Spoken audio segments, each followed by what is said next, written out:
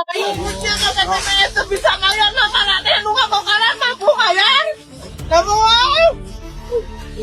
Ay anak kurang sekolah nek di mana biayana?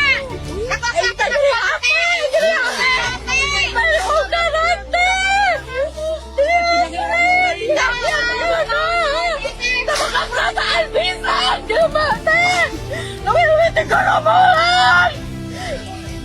160 hektar lahan perkebunan teh di Pangalengan, Bandung itu ditebang secara ilegal. Siapa pelakunya? Aduh, kacau ini mah lur. Udah tahu KDM tuh lagi giat-giatnya melakukan penanaman kembali lahan perkebunan teh yang pernah dirusak. Ini viral lagi nih, penebangan pohon teh milik PTPN 1 di Pangalengan, Bandung. Ya wajar kalau Kang Deddy Mulyadi itu emosi. Masalahnya untuk merestorasi perkebunan teh seluas 160 hektar itu membutuhkan biaya kurang lebih sekitar 35 miliar rupiah. Nah bagusnya itu warga langsung speak up nih di medsos gitu. Akhirnya dinotis lah sama Kang Deddy. Jadi motifnya ya klasik lah lur. Ini tuh gawean jelema anu boga duit. Jadi kerjaan orang yang punya duit. Nah dia memobilisasi massa untuk melakukan pengerusakan perkebunan teh secara brutal. Tujuannya apa? Dia mau ditanamin lagi, tapi bukan teh, melainkan kentang. Nah nanti kentangnya itu ya dia orang juga gitu yang beli gitu. Jadi ya sangat membagongkan sekali kan. Iya, rombongan para penggarap, petani, tukang metik teh. Di mana teh? Ini dari Pangalengan sudah bertemu dengan saya. Pesan saya adalah pada siapapun untuk tidak melakukan perusakan areal perkebunan teh. Saya tidak akan ikut berdebat urusan kepemilikan lahan. Kepentingan saya satu, kebun teh tidak boleh ditebangin. Mau siapapun itu yang punya kebun teh bagi saya nggak penting. Kenapa? Karena memiliki dampak yang cukup luas terhadap ancaman longsor dan ancaman banjir. Kita belajar dari Aceh, kita belajar dari Sumatera Utara, tidak boleh peristiwanya terjadi di Jawa Barat. Selanjutnya kepada orang yang disuruh nebang, hentikan seluruh tindakannya karena Anda akan berhadapan dengan pidana dan jangan mau dikorbankan oleh orang lain yang punya modal. Nah, kemudian yang berikutnya kepada masyarakat yang hari ini menggarap sekitar 140 hektar lahan untuk perkebunan sayur. Mulai bulan Desember yuk kita nanam perkebunan teh.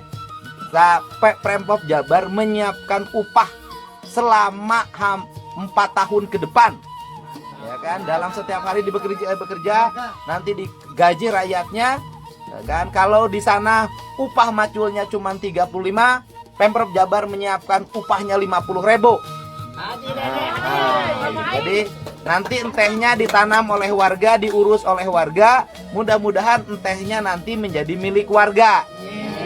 Nanti hasil perkebunannya dijual ke PTPN. Nanti kita bicarakan mekanismenya seperti apa.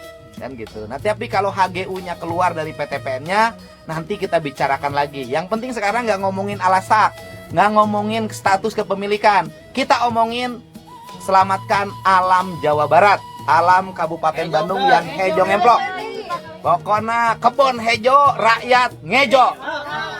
Kang Deddy bukan nggak suka atau anti ya sama penanaman kayak tanaman berkategori seperti palawija atau sayur mayur gitu ya. Nah masalahnya wilayah tersebut ya, wilayah yang banyak kebun tehnya itu adalah di Pangalengan ini ya. Nah itu termasuk area yang rawan bencana akibat lahan yang dieksploitasi dari yang tadinya ditanemin teh kini berubah menjadi sayur mayur gitu. Bahkan untuk tempat-tempat wisata pun itu sudah tidak diberikan izin lagi lur.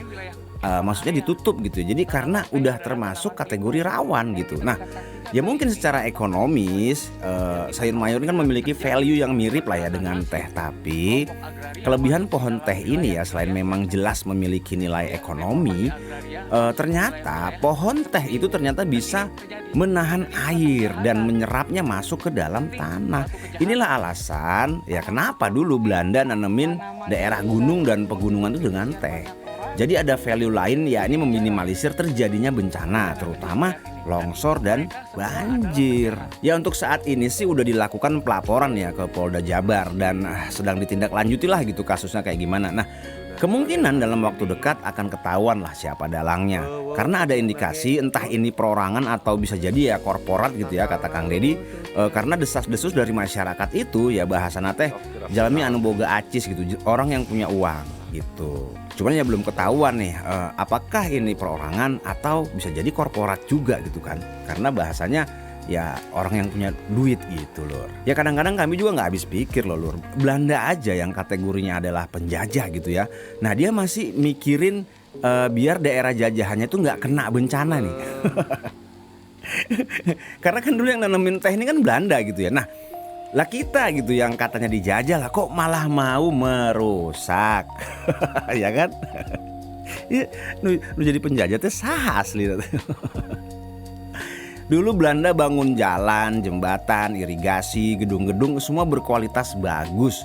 Bahkan sampai detik ini ya, sampai sekarang juga ya masih awet gitu ya. Banyak gitu bangunan-bangunan dibangun Belanda itu awet gitu. Kayak gedung sate lah misalnya. Tiba-tiba nih sama kita malah mau dibakar. Irigasi bagus-bagus dibikin sama Belanda malah dimampetin kan. Bikin jembatan malah dikurangi besinya, semennya, batunya. Ya gimana nggak cepet rusak, orang dikorupsi begitu kan. Bikin jalan juga gitu, harusnya dikasih besi nggak dikasih besi. Baru dibangun juga berapa bulan udah hancur lagi. Akan micin-micin duit wae gitu loh. Nah terus tiba-tiba kita teriak-teriak nih, korban penjajahan Belanda selama 350 tahun. Ya sorry tuh sih ya, bukannya kami membenarkan apa yang dilakukan Belanda dari sisi eksploitasinya gitu ya, kata buku sejarah ini mah ya. Tapi kalau kita lihat nih cara kita berpikir, cara kita bersikap, cara kita berkehidupan itu kita kayak apa ya, sebagai bangsa Indonesia gitu ya, kayaknya ada yang salah gitu. Ada semacam energi daya rusak gitu ya, destruktif banget gitu, yang sangat kuat sampai-sampai bisa jadi ya, itu Belanda nggak kuat nih ngeliat perilaku kita lur. Aduh sebelahnya orang Indonesia teh hese gitu, sugan ya mah. Aduh. Soalnya apa ya, udah bagus-bagus dibangun malah dirusak. Udah dikasih anggaran dirusak juga dengan gak amanah ngebangun sesuai spek. Gitu ya, jangan ngambek nih ya. Justru kita coba buka-bukaan lah gitu supaya pikiran kita lebih luas. Ya apakah mungkin gitu kan ini sebabnya kita merdeka gitu. Soalnya kenapa? Ya kita udah merdeka udah lama, tapi kok kayaknya gini-gini aja gitu loh lur. Apakah ada something wrong gitu, yang salah gitu dengan kitanya gitu loh. So balik lagi ke persoalan ini ya, seperti biasa gaya Kang Deddy gitu ya, gubernur kita tercinta selalu memberikan solusi terhadap warga yang terdampak gitu di sekitar lokasi kejadian. Dan bagusnya kita punya KDM. Coba kalau enggak ya semoga aja ada efek jerah lah gitu dari kejadian begini ya, agar nggak terulang lagi gitu.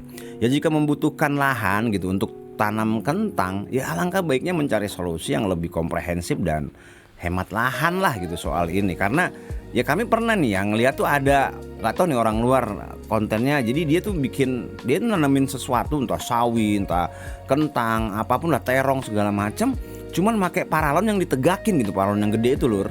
Nah itu dibolong-bolongin, terus nggak tahu apa dikasih tanah, apa dikasih apa gitu dalamnya. Nah itu ditanemin di situ gitu. Jadi dia vertikal gitu ke atas. Itu juga bisa menjadi solusi kan kalau menurut kami gitu ya.